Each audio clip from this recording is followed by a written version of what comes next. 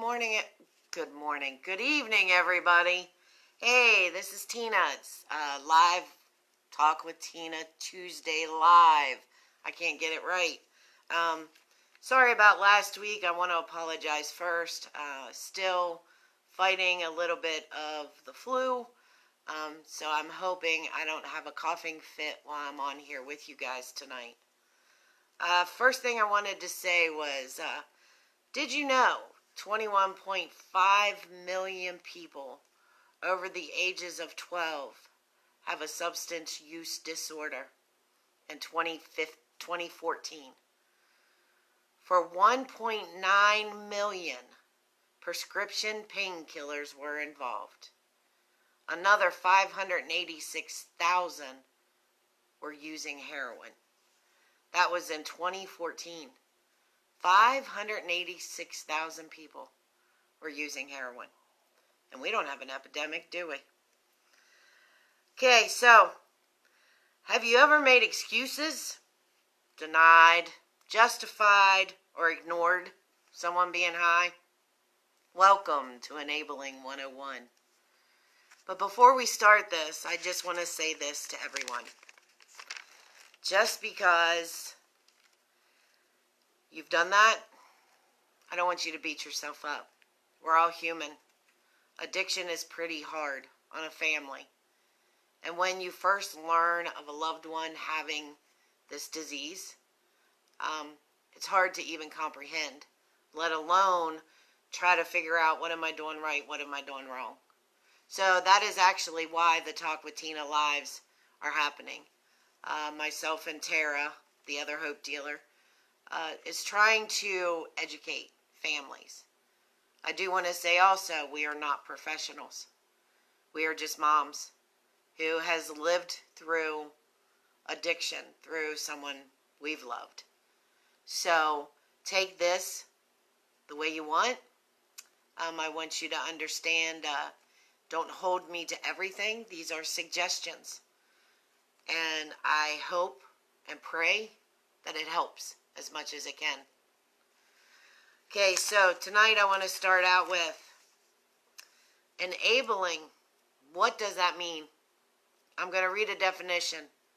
One that enables another to achieve an end, especially one who enables another to a self-destruction behavior, such as substance abuse, by providing excuses or by making it possible to avoid consequences of such behavior. Now, enabling and codependency are two words that you're going to hear as soon as you come into this addiction world. Next week, Tara is going to have the talk on codependency. I laugh because I am more of an enabler and Tara is more codependent. So this will help, I think. And a lot of times people don't even realize they're enabling. And they're like, I don't know what you're talking about, until I actually sit with them and explain things, which I'm going to do right now. This is one thing that I want you to remember the most. Enabling means that someone else will always fix, solve, or make consequences go away. That's an enabler. That was me with my son. Here are things that you do when you do enable. One is giving money. They come up with the best excuses, the best reasons why they need money. I need gas for work. I need groceries to eat. I need, my son smokes, so it was, hey mom, can you buy me a pack of cigarettes? Can you give me money for my cigarettes? This is the suggestion I make to any loved one who has someone as an addict. If they need gas, meet them at a gas station. Put gas in their car. If they need a couple packs of cigarettes, go buy them. that will keep them from taking the money and using it somewhere else. That is one of the biggest ones that I had to deal with. Another thing is repairing property. For example, somebody uses and they go on a rampage. Meth sometimes makes them psychotic, and they bust holes in the walls. As an enabler, what you would do is fix the holes in the wall instead of letting them do the consequences and fix it themselves. Another thing is, I need my house payment. If not, I'm going to get kicked out of my house. Enabling is paying that house payment or paying that car loan so they don't lose their car.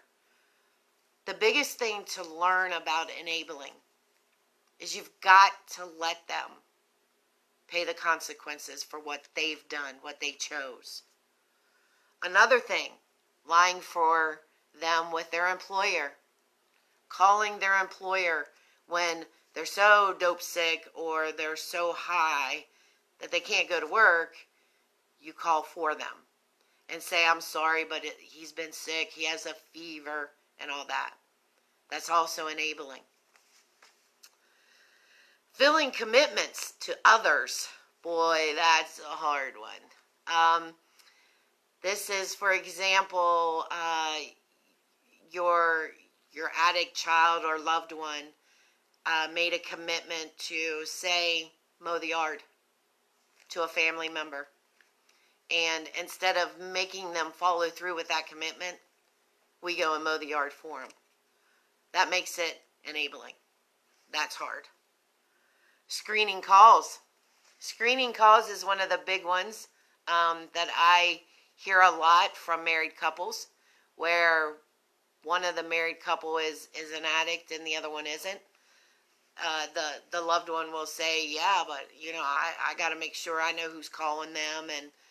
And Tara's going to hit this a lot more next week because that is part of codependency too. Making excuses.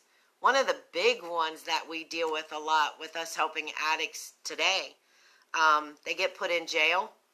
And their parents call us and say, okay, look, he's agreed now. He's going to go to Detox. All we need to do is bail him out. Our biggest thing is we talk to the families and the loved ones and explain to them, are they truly wanting detox or are they just wanting out of jail? Think about what you're doing. A lot of people believe jail is a little safer for where they are, where they need to be. And my thinking is, let them pay the consequence for why they're in jail. Once they get out of jail, if they want detox, we'll jump right on it. We'll work with the probation officers. We'll work with anybody we need to. And we will get them into detoxes and rehabs. And, talk to them about it. Get the true feeling of what they're trying to do. Taking over issues that addicts can handle. Could be an argument or suggest something that the addict can take care of it themselves, but you step in. That's also enabling. And then the last that I found was paying bills. We never want our children or loved one to lose anything that they've worked so hard to get. And there were many, many times I know of families that have stepped in and paid car payments or went to pawn shops and paid their pawn bills so this stuff wouldn't be lost. That's enabling. And the only thing I can say there is when they go and pawn that stuff, unless it's a family heirloom or something very, very dear to your heart or important, my thinking is it's a material thing. And if they're willing to go ahead and pawn it, then they don't deserve it back if they can't get it back out of pawn. That's a consequence.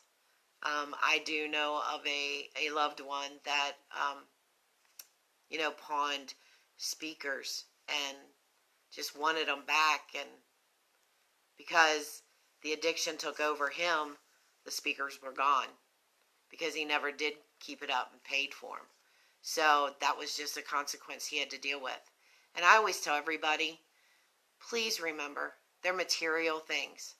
The biggest thing that you need to fight for is your child's life. To me, that means more. And I would do anything for my son. Okay, here are 9 tips. Well, wait a minute, before I say this. 9 tips of stop enabling. But before I do that, I want to tell you one thing that I tell families when I meet them. And I know a lot of people don't agree with Dr. Phil and his standards and the way he does things. But there was one day when my son was in rehab. I had Dr. Phil on in the background because I work from home. And I heard Dr. Phil talk to this young man on stage. His mother was sitting beside him. And Dr. Phil looked at him and said, "Let me ask you something. What made you become an addict?" So it caught my attention, and I looked up. I'm like, man, maybe this will give me the answer. And this young man looked straight at his mother and started to cry. And he said, "Mom, you never let me feel my consequences. You never let me get in trouble for things I chose to do or that I did. And that is part of my issue. I don't know what it's like to do wrong because you always guarded me." My mouth dropped. I'm like, oh my, that is me 100%. So lessons learned. Okay, 9 tips to stop enabling. Now, I got this from the recoveryvillage.com. I go on and I search all over trying to come up with things that I can help with anything with addiction. This is one thing it said, the first and foremost, and this is my biggest thing as a loved one. I don't care if it's your child, your grandchild, your boyfriend, your girlfriend, a coworker. It doesn't matter. Find support in your peers, meaning find a Nar-Anon group. Nar-Anon is where families get together, and we're going to do a topic on it too, to go into it a little deeper. But Nar-Anon is where families, loved ones, boyfriends, girlfriends, mom, dad, grandma, even children sometimes, depends on the age, come into this room and we can talk openly because we know we're not getting judged. Now I'm going to throw this in here. Every Sunday we have one at Trinity United Methodist Church on Martin Street, and I will have Tara post the address and the time. It's at 6 p.m. every Sunday. I'll have her go ahead and post it on here so you guys can remember. Please come. Try it once. Actually, try it 3 times. I asked 3 times. The first time you're going to be so scared. You're going to be held where you don't want to talk because you're not going to feel comfortable enough. That's okay. We understand that. And you may come into the first meeting and just cry the whole time. I get it. It's what I did. The second one, you're going to come in and you're going to feel a little bit more comfortable. You're going to see common faces from the last meeting. And then meeting number 3, you're going to open up. And it is going to make a huge difference. Huge difference. And we see it every time. We have core members that have been going for 3 years now. And they won't miss a meeting because they say even though they've been there that long, it still helps them every week. So please, please, that is the first thing. Gain support because you need it. The world judges too hard, too fast. Okay, number 2, your addicts around, talk openly about change. Talk about recovery constantly. They're going to get sick of hearing about it. They're going to get eventually the message will sink in that you're not trying to tell them what to do. You just want them to get the help they need because you can't do it for them. I don't care what mother you are. I don't care what father you are. You cannot do this for them. They have to. I had one father look at me and told me he wanted to beat the crap out of his son. That's how angry he was. And I told that dad, I said, well, go ahead. And his son looked at me. And I said, go beat him up because he beats him up every day anyway. He feels bad enough for what he's doing. And you beating him, he believes he deserves. But it's not going to change the outcome. The outcome is you've got to search, find things, know addiction, talk it openly, talk recovery. Number 3, work in teams.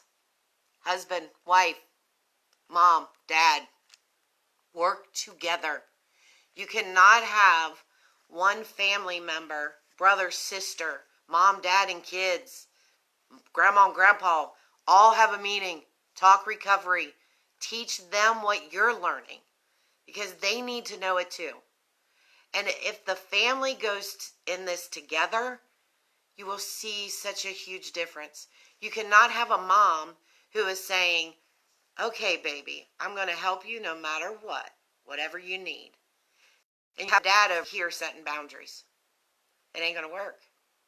You both have to be on the same page. And I'm telling you, I can't stress this enough. We deal with it every day when families get involved. And I do have some moms get mad at me. I do have some dads get mad at me. But I'm just telling them the truth. You have to work together. You have to come up, sit down, say, what will we put up with in our own house? And come up with things together. I don't care if you write it on a piece of paper and you post it on your refrigerator. So every time your loved one addict walks in and sees that, they know you ain't playing. It's posted. It's real. Talk it, but do it as teams. And I don't mean team up on them. Team up to learn recovery. Because you can sprue and you can say whatever you want to an addict. And I'm telling you from firsthand experience. You can tell them if they don't get help, you're going to do this. And if they don't do this, you're going to do that. And if they don't do this, you're going to do that. It's not going to make a difference to them.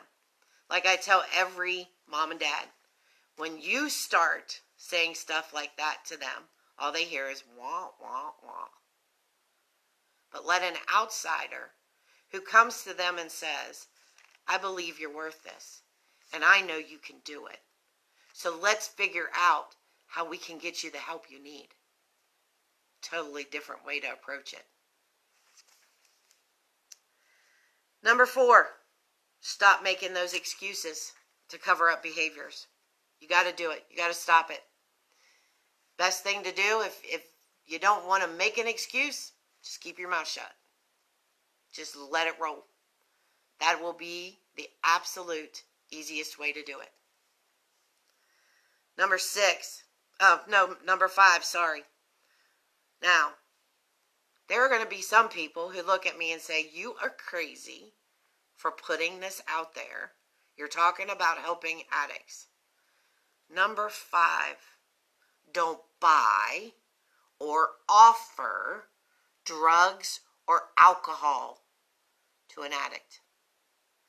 A lot of people believe, well, my son's not doing dope, but he's drinking now. We'll be able to handle the drinking. Let me just tell you this. The drinking will come so bad that it's going to become the new addiction. Just be careful. And don't buy them pills on the street because, well, they're not getting heroin. It's not the way to go. It's the vicious cycle over and over and over. And a lot of families don't think about that. Some families say, are you crazy? I wouldn't even think about doing that. But you do it sometimes. Number 6, Let the law enforcement do their jobs, Mom and Dad. Let them do their jobs. That was my biggest fear. I never wanted my son to be in jail. And I praise God he never was. But it almost got to that point where he was going to have to sit in jail. I always told him, you end up there, you sit there. I will not come get you out. Let them do their jobs. Please, please let them sit there. Because they need to see and look around and feel what it feels like to be told what to do every day in a cell and not be able to have their freedom. And I'm telling you, almost 98%, they will call you and say, get me out, bail me out, I'll go right directly to Detox or directly to Rehab. And as soon as you bail them out, they're going to say, oh, I got to go do this real fast. Before you know it, they're back out using. Just be careful. You know your child better than anybody. I just need you to sit and think before you do anything. Number 7, reassess your financial relationships. If your name is on your child's car loan and you know they're an addict and you know that car loan is not getting paid, somehow, some way, see if there's a way you can get your name off of it. Be careful with bail.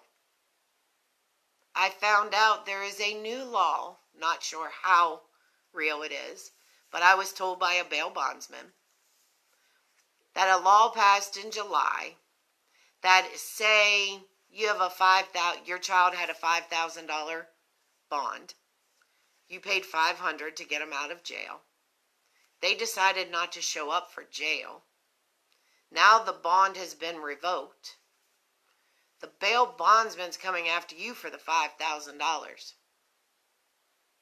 Oops, that's a scary thing. Number 2, another scenario. Say you bailed him out. Bond was $5,000. You want to revoke that bond. The new law says now you have to pay the courts the $5,000. The bail bondsman will then go get them. The bail bondsman will come back to court. The courts will then issue a check back for $5,000. Think long and hard before you bail out anybody. Long and hard. Number 8. Please, please work with a counselor. You need someone to talk to. Nar-Anon's a beautiful place, but we're not professionals there either. Counselors are needed, at least for the first couple months. I really literally thought I was losing my mind when I found out about my son's addiction, because I didn't know what to do, where to go, how was I going to help him. And then you deal with all your friends, not all, but a lot of your so-called friends who judge you for the way your child is. You hear them whispering in the background. You lose friends, you lose family. It's a very, very vicious cycle. So please, please reach out and find a counselor. Number 9, biggest, most important one, I say over and over and over. Talk recovery. Talk recovery. Every time you're around them, talk recovery. Teach them something new you learned. I don't care if you have to get an NA book, read it. It's called the Big Blue Book. Talk it. Eventually it sinks in. And eventually they start thinking that they're worth it. Let me see. I think I covered everything.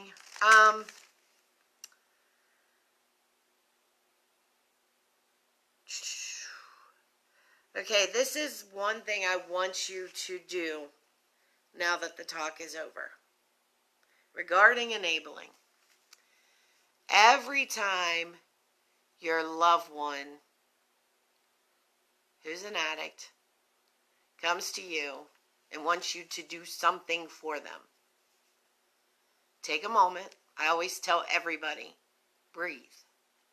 Breathe first. Think about the consequences that you're either going to keep them from doing or getting, or if you help them, are you actually hurting them? Think about it, because that's going to, don't get in the chaos. And that's what I try to explain to everybody when you find out your loved one is an addict. The chaos starts instantly, and you truly can't even think. I'm serious. Like I've said before, I've probably said it on here. I remember falling to the ground and screaming and crying. Why? Don't get caught up in their chaos. You have to breathe first. You have to take care of you. We're always here. The Hope Dealers are here to help as much as we can. So please share this with anyone you think. Post it on your Facebook. Let everybody decide if they want to watch it or not. They'll know right at the beginning if they want to watch this or not, if they're even interested. The more people learn about addiction, the better it's going to be out here. Because it's not just my family. It's not just the people that come to Naranon who deal with it. This is nationwide. We actually get interviewed by other countries because they want to see how the United States is handling it before it actually hits their countries. So, I pray for all of you. I pray for the suffering addicts every day. I pray for the recovering warriors. Fight, guys. Fight hard. You're worth it. I believe in you. The Hope Dealers believe in you. And I'll see you guys next week. Tara is doing the live. She will be talking about codependency. So please share this. Get this message out. All right, guys. See ya. Bye.